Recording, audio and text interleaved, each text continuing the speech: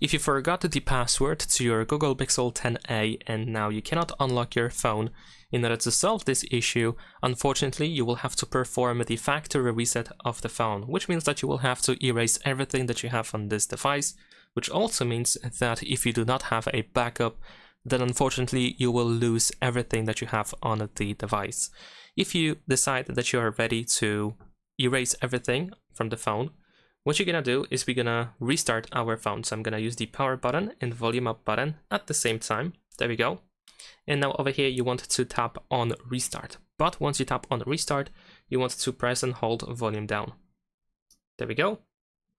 And now keep holding volume down button until you open the fast boot mode.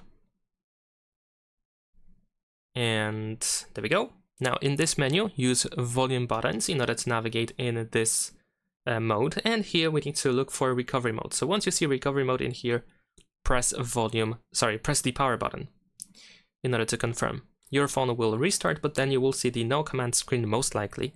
So it looks like this.